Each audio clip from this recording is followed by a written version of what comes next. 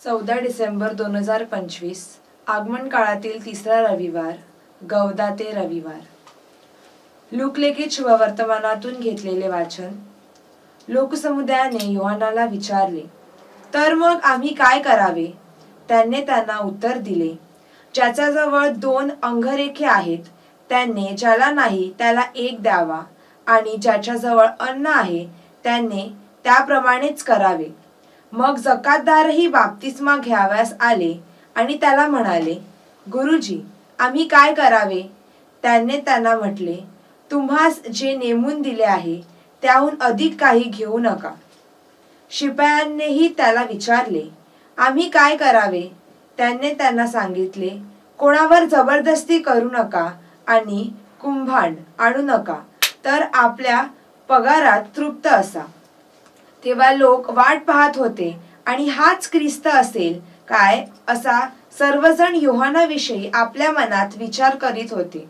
योहानाने त्या सर्वांना उत्तर दिले, मी तर तुमचा बाप्तिस्मा पाण्याने करतो, परंतु जो माझ्यापेक्षा समर्थ आहे, ज्याच्या पायथ्यांचा बंद सोडवयास मी योग्य नाही, तो येत आहे. तो तुमचा बाप्तिस्मा पवित्र आत्म्याने आणि अग्नीने करील. आपले खळे अगदी स्वच्छ कराव्यास आणि गहू आपल्या कोठारात साठवाव्यास त्याचे सूप त्याच्या हातात आहे, पण भूस तो न विझणाऱ्या अग्नीने जाळून टाकेल. आणखी तो पुष्कळ निरनिराळ्या बोधच्या गोष्टी सांगत असे आणि लोकांस सुवार्तेची घोषणा करत असे. चिंतन. ख्रिसमसच्या आधी 4 आठवड्यांचा आगमन काळ साजरा केला जातो. हा पारंपरिकेने ख्रिसमसच्या आधी पश्चाताप आणि तयारीचा काळ आहे. चर्च उपासनेचा अधिकृत रंग जांभळा आहे. हा रंग पश्चातापाचे प्रतीक आहे. या काळात आणि उपवास काळात विवाह सोहळा निषिद्ध असायचा, परंतु लोककथा आणि परंपरेने प्रत्येक आगमन काळातील रविवाराला स्वतःचा एक वेगळा स्वाद दिला आहे. आजच्या सुवार्तेमध्ये जॉन द बॅप्टिस्ट येशू ख्रिस्ताकडे तो खरोखरच मसीहा आहे की नाही याची खात्री करण्यासाठी दूत पाठवतो. काही जण म्हणतील की जॉनला येशूबद्दल काही शंका होती की तो खरोखरच मसीहा आहे का, परंतु विचार करणे ही सर्वात कमी कल्पना आहे.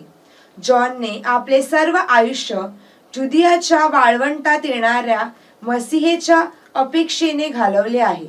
त्याने लोकांना पश्चातापाचा बाप्तिस्मा घेण्यास बोलवून मसीहाचा मार्ग तयार केला.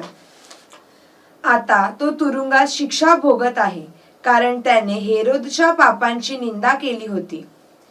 या दरम्यान येशू मसीहा म्हणून त्याचे सार्वजनिक कार्य सुरू होते.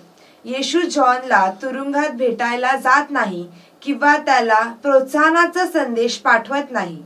जॉनने ऐकले की येशू चमत्कार करत आहे.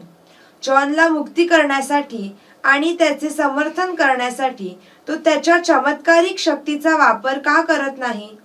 मसीहाच्या लक्षणांपैकी एक म्हणजे तो कैद्यांना मुक्त करेल, असे भविष्यवाणी सांगते. साहजिकच जॉन प्रथम लाभार्थ्यांपैकी एक असण्याची अपेक्षा करेल. शेवटी त्यानेच येशूचा प्रथम बाप्तिस्मा केला. काही परस्पर परोपकार नक्कीच असतील, म्हणून योहान येशूला कदाचित त्याची आठवण करून देण्यासाठी संदेशवाहक पाठवतो. कदाचित मसीहा पापी लोकांचा निर्दयीपणे निंदा करेल हे जॉनच्या मनात देखील असू शकते. येशूला पापी आणि अधार्मिक लोक, आजारी आणि शक्तिहीन लोकांनी वडलेले आहे हे ऐकून त्यांनी कदाचित चुकीचे केले असावे. मसीहा नम्र, दयाळू आणि दुःख सहन करणारा माणूस असू शकतो हे जॉनच्या मनात आले नसेल.